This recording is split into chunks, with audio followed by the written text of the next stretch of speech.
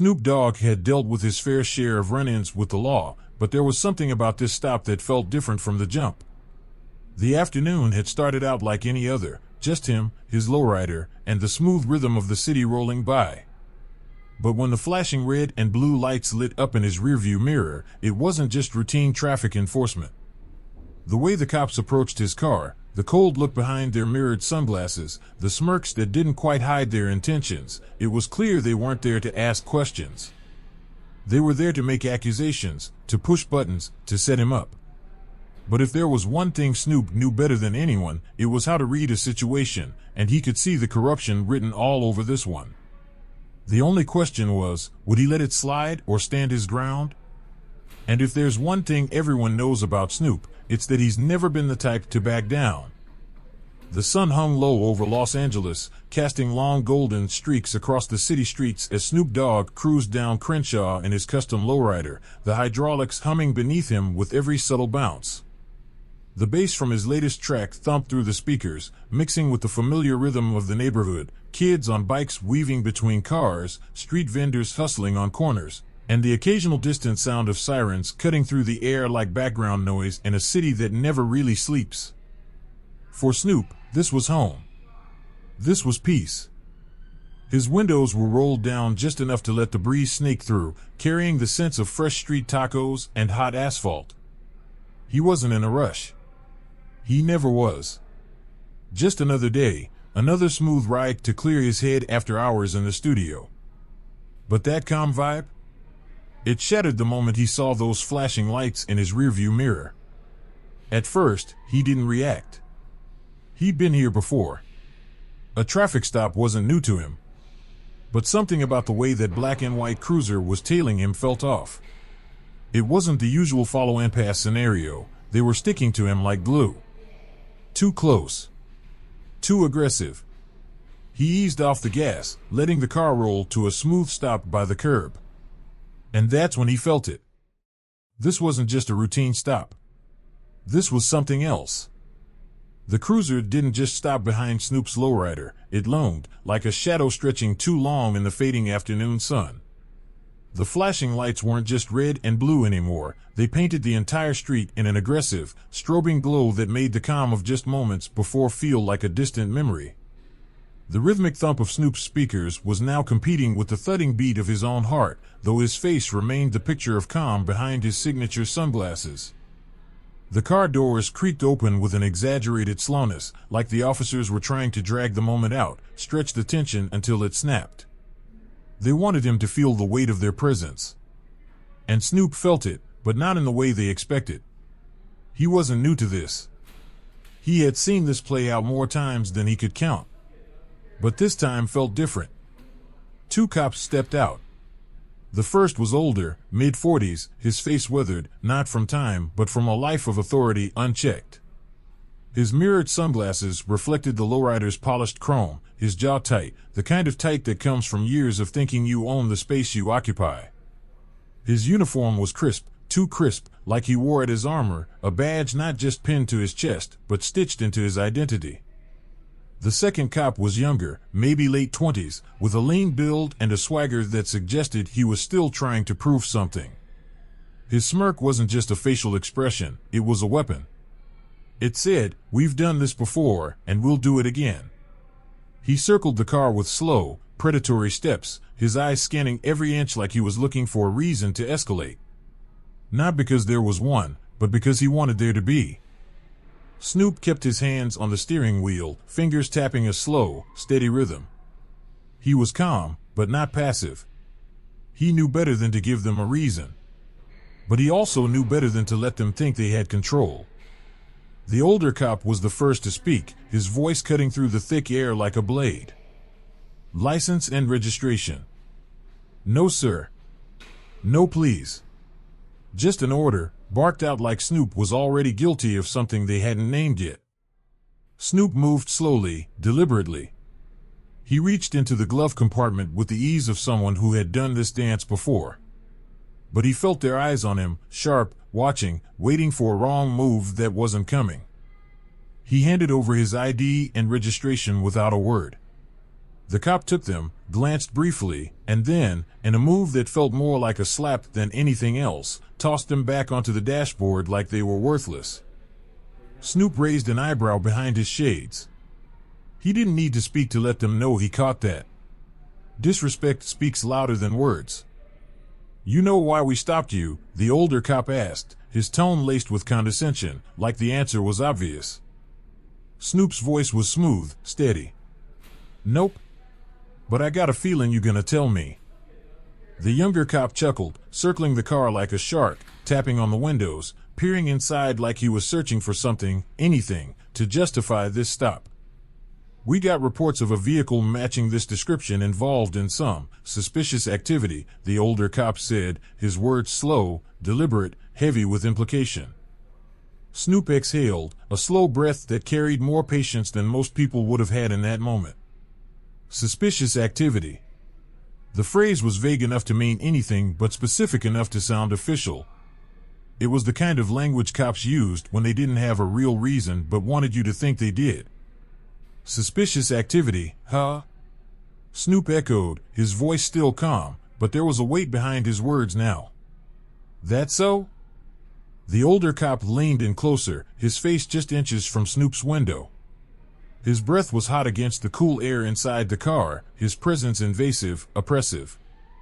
"Why don't you step out of the car, and we'll have a little chat?" Snoop knew this moment. It was the pivot point, the line between staying in control and letting them take it. And he wasn't about to give it up. "I'm good right here," Snoop replied, his tone calm but firm. "Ain't nothing illegal about driving home from work." The older cop's jaw tightened. He wasn't used to people saying no. Especially not people like Snoop. His hand drifted toward the cuffs on his belt, his body language shifting from professional to aggressive in a heartbeat. But before Snoop could process that shift, the younger cop made his move. Without warning, the passenger door flew open. The younger cop didn't ask, didn't explain, he just reached inside, his hands moving with a purpose that had nothing to do with law enforcement and everything to do with control. He rifled through the glove compartment, under the seats, his movements frantic, almost desperate. He wasn't looking for evidence, he was looking for an excuse. Anything to justify what was happening. "Yo!" Snoop barked, his comm cracking just enough to let the heat through. "What the hell you doing?" The older cop didn't flinch. He leaned in closer, his voice dropping to a low, threatening growl. "Step out of the car. Now." But Snoop wasn't about to fall into their trap. His heart was racing, but his mind was clear. He moved slow, pulling out his phone, his thumb hitting the record button in one smooth motion. The small red dot blinked to life on the screen, a silent witness to everything that was about to unfold. "You're being recorded," Snoop said flatly, his voice cutting through the tension like a knife. "So, you might want to think twice about what you do next." For a split second, the older cop hesitated. It was brief, but Snoop saw it. They weren't as sure of themselves anymore. The younger cop froze mid-search, his hand still under the seat, like he was debating whether to pull out something, real or planted. But the camera changed the game. Now it wasn't just Snoop's word against theirs. It was evidence. As the confrontation played out, the neighborhood began to take notice. Heads appeared in windows, doors creaked open, and people started to gather on the sidewalk. Some were discreet, pretending to mind their own business while their phones quietly recorded. Others were more obvious, their cameras out, capturing every angle. Snoop could feel the shift in energy. This wasn't just about him anymore. The older cop noticed it too. His eyes flicked to the growing crowd, his confidence waning. The younger cop pulled his hand out of the car, empty, his smirk gone. He slammed the door shut harder than necessary, stepping back but keeping his hand near his holster. The bluff had failed. Snoop kept the camera steady, his voice cool and steady. "Looks like y'all ain't find what you was looking for, huh?" The older cop's jaw clenched, his authority slipping through his fingers like sand. "You're free to go," he muttered, his voice tight with frustration. But Snoop wasn't done. Not yet. The moment the younger cop swung open the passenger door without warning, the entire dynamic shifted. This wasn't just an overzealous officer on a power trip, this was a calculated move. Snoop recognized it instantly. The way the younger cop dove into the car, rifling through the glove compartment, digging under the seats, his hands moving with frantic precision, it wasn't about finding something illegal. It was about planting something if they needed to. Snoop's mind raced, but his face remained a mask of calm. He'd been in this game long enough to recognize a setup when he saw one. They were trying to bait him, trying to push him into reacting, into making a move they could twist into justification. But Snoop wasn't about to give them that satisfaction. "Yo!" Snoop's voice cut through the thick air, sharp enough to make the younger cop pause, but not enough to stop him. "What the hell you doing in my car?" The older cop leaned in closer, his face inches from Snoop's, his breath hot and laced with something that wasn't just authority, it was arrogance. He didn't flinch at Snoop's words. He didn't need to. He thought he was in control. "Step out of the car. Now." The words weren't a request. They were a threat wrapped in the thin veneer of a command. Snoop could feel the heat rising in his chest, the urge to snap back, to call them out for what they were doing. But he knew better. One wrong move, one wrong word, and they'd have the excuse they were looking for. Instead of reacting, Snoop moved slowly, deliberately, pulling his phone from his pocket with the kind of calm that spoke louder than any outburst ever could. His thumb hit the record button, the small red dot flashing to life on the screen. "You're being recorded," Snoop said, his voice low but steady, every word landing with the weight of a man who knew exactly what he was doing. "So you might want to think twice about what you do next." For the first time, the older cop hesitated. It was just a flicker, a brief tightening of the jaw, a quick glance at the phone, but it was enough. Snoop saw it. They weren't as confident as they wanted him to believe. The younger cop froze mid-search, his hand still buried under the passenger seat. For a moment, it looked like he was considering pulling out something that wasn't his, planting evidence to justify the stop. But the cameras changed everything.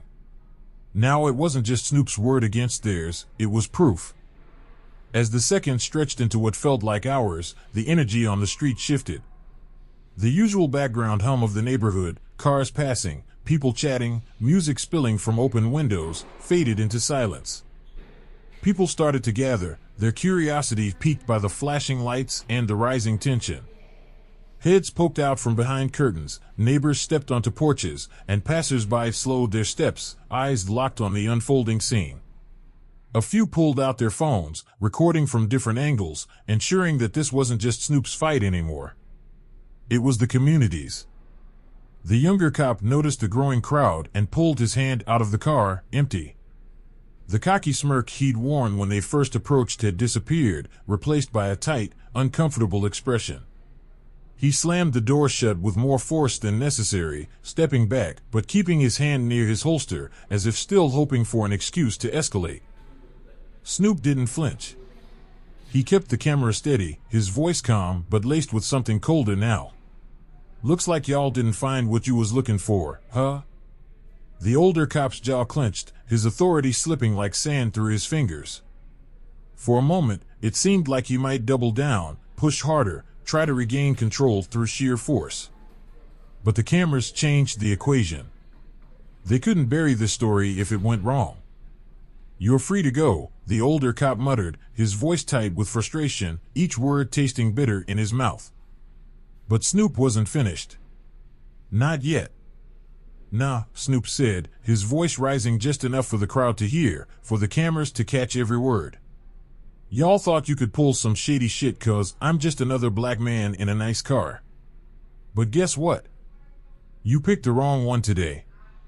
The crowd murmured in agreement, their voices low but powerful, a wave of solidarity rolling down the street. The cops knew they had lost. There was no salvaging this. They climbed back into their cruiser, slamming the doors with more force than necessary, and peeled off down the street, their lights still flashing but their authority in shambles. But Snoop stayed right where he was, phone still recording, his eyes locked on the spot where the cruiser had disappeared. This wasn't over. Not by a long shot. He knew how these stories played out when there weren't cameras rolling. He knew how quickly narratives could be twisted, how easily the truth could be buried under official statements and legal jargon. But not this time. This time, the whole world would see. As he finally put his phone down, Snoop exhaled, the adrenaline still humming beneath his skin. He hadn't just stood his ground for himself, he'd done it for everyone who'd ever been in his position, who didn't have the platform, the voice, the audience to fight back. And he knew one thing for sure, this was just the beginning. The red recording on Snoop's phone felt like a silent siren in the thick air. The power shift wasn't loud, it was subtle, creeping in like a tide the officers hadn't expected. For years, they'd relied on silence, on isolation, on the fact that these kinds of encounters usually happened in the shadows. But now, the whole world was watching. Snoop kept the phone steady, his expression unreadable behind his sunglasses. The older cop, still hovering near the driver's side window, stiffened.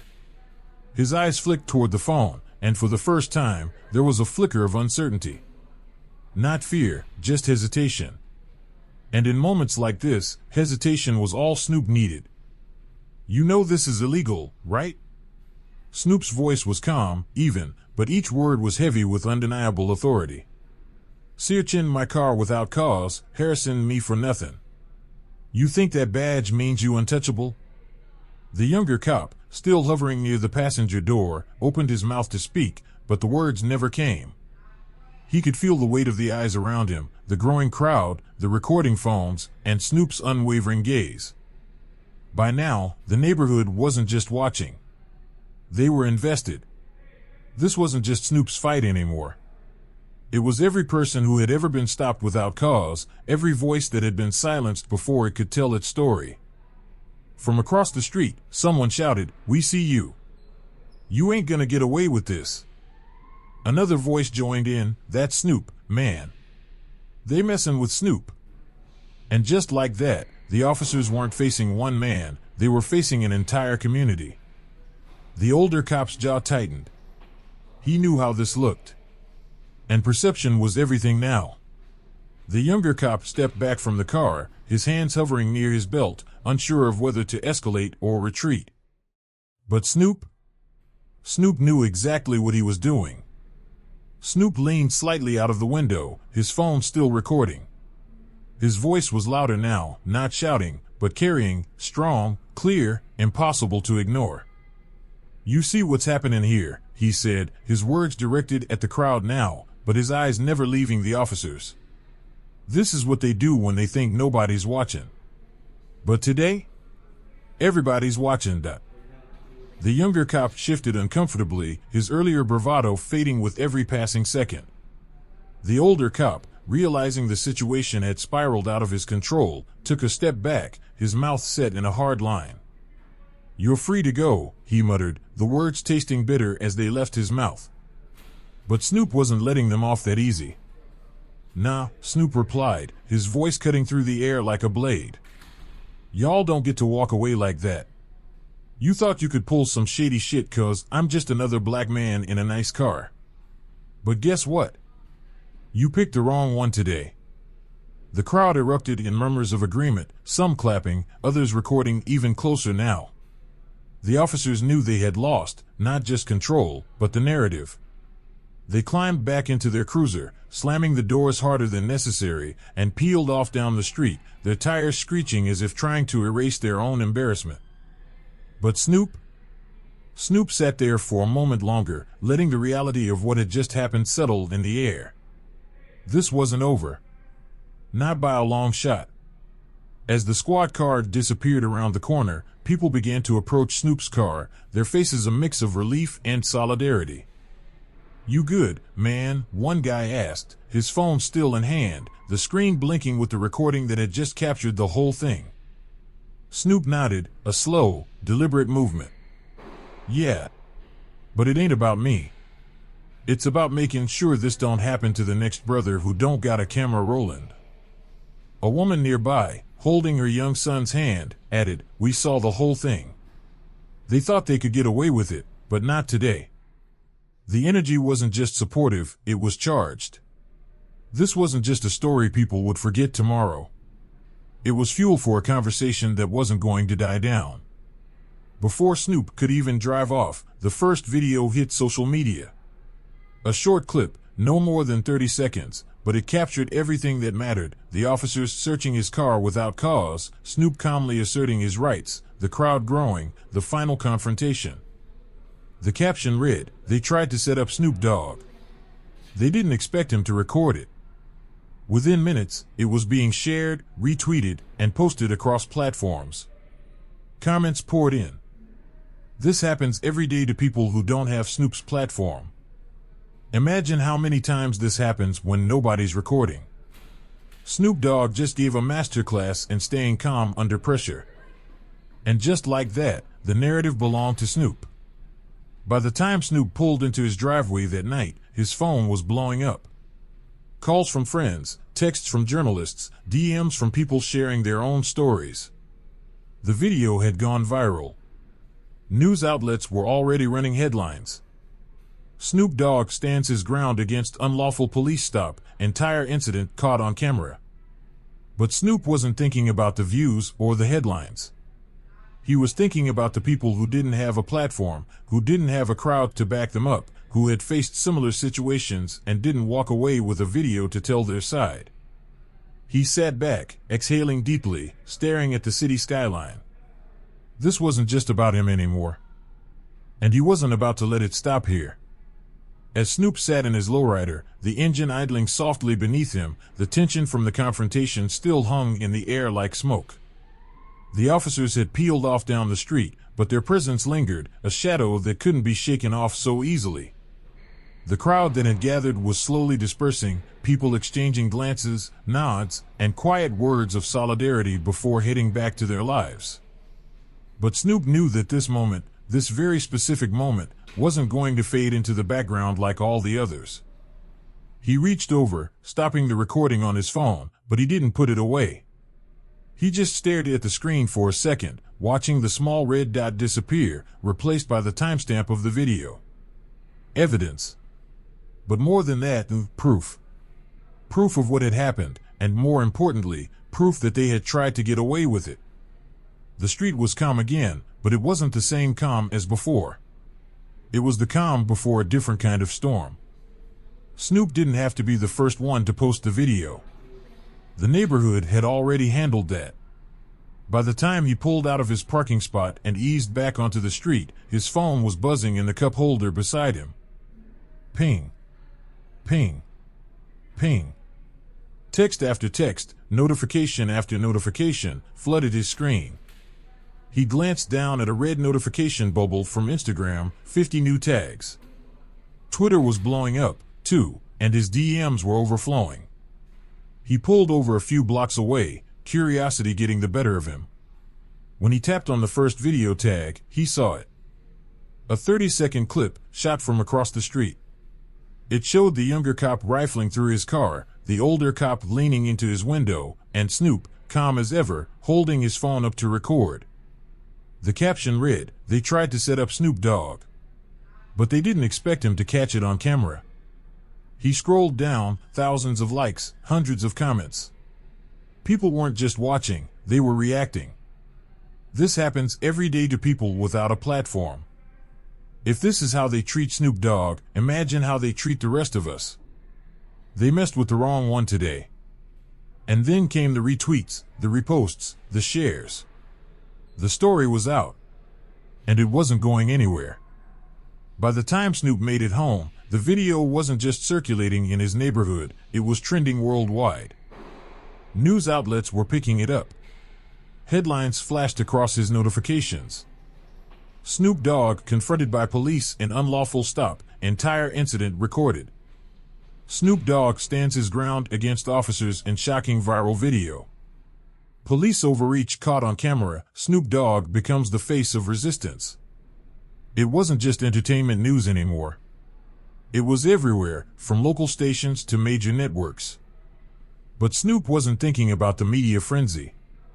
He was thinking about the people who didn't have a platform, who couldn't record their encounters, who faced this kind of harassment every day without anyone stepping in. He sank into his couch, staring at the ceiling as his phone continued to buzz relentlessly beside him. The adrenaline was wearing off, but the weight of what had happened wasn't going anywhere. As the hours passed, Snoop's name became a rallying cry. People weren't just sharing the video, they were sharing their own stories. Twitter threads popped up from people who had experienced the same kind of harassment. Stories of unlawful stops, illegal searches, and cops overstepping their authority filled his feed. I was pulled over last month for matching a description. Same thing happened. No camera, no justice. They tried this on me last year. I wasn't as lucky as Snoop. This is every black man's reality. The only difference is, Snoop's famous enough to shine a light on it. Activists jumped in, calling for accountability. Civil rights organizations shared the video, demanding investigations into the officers involved. Even celebrities began reposting the clip, adding their voices to the growing chorus. Snoop scrolled through it all, absorbing every word, every story. It wasn't just about him anymore. It didn't take long for the police department to respond. By the next morning, an official statement was plastered across their social media accounts. We are aware of the video circulating online involving Mr. Calvin Broadus, known as Snoop Dogg. We take these matters seriously and are conducting an internal review to ensure proper procedures were followed. We remain committed to transparency and fairness in all community interactions. Snoop stared at the statement, his jaw tightening. Internal review. He'd heard that before. It was code for we'll pretend to look into it and hope it goes away. But this time, it wasn't going away. Snoop opened his phone, hit record, and stared straight into the camera. His voice was calm, but there was no mistaking the fire behind his words. You know, they always say they're gonna review things when they get caught. But we know what that means. They'll sweep it under the rug, say it was a misunderstanding, and move on like nothing happened. But I ain't letting this one slide. 'Cause if they'll do it to me, they'll do it to anybody. And I ain't just here for me, I'm here for the ones who don't got a camera, who don't got a platform, who don't got the crowd behind him. We ain't letting this go. He posted the video, and within minutes, it exploded. The internet didn't just agree, they demanded action. By the end of the week, protests were organized in front of the police station. People carried signs with quotes from Snoop's video, their voices loud and unified. We see you. This stops now. Not just Snoop, all of us. What started as a single traffic stop had become a movement. And Snoop wasn't just the face of it, he was the voice that refused to be silenced. As he stood in front of the crowd at the first rally, looking out at the sea of people who had gathered to demand justice, he realized something. This wasn't just about that day. It was about every day. And Snoop? He wasn't backing down. As the days turned into weeks, the viral buzz surrounding Snoop Dogg's confrontation didn't fade, it grew. What started as a routine traffic stop had unraveled into something much bigger. This wasn't just about Snoop. It wasn't even just about corrupt cops. It was about a system that thrived in the shadows, that counted on silence, on people looking the other way. But that day, the world didn't look away. Snoop's calm defiance, his refusal to be baited, and his ability to flip the power dynamic without lifting a finger had struck a chord far beyond his neighborhood. People saw themselves in that moment, the same fear, the same frustration, the same sense of helplessness, but Snoop had shown them that standing your ground could make a difference. And it wasn't just about cameras or going viral. It was about exposing the truth. The truth that for every time someone like Snoop could capture injustice on camera, there were countless others who didn't have that chance. This was their story too. The police department's weak statements and half-hearted promises of internal reviews weren't enough. The people demanded more. Accountability. Transparency. Change. And Snoop? He didn't just go back to his life, back to his music, pretending like it was just another headline. He leaned into the movement, using his platform to uplift voices that had been ignored for too long. Because if they could try to silence him, they could do it to anyone. The incident might have started with flashing lights in a rearview mirror, but it ended with a message that echoed far beyond that street in LA. We see you. We hear you. And we're not backing down. Snoop's story was more than a confrontation. It was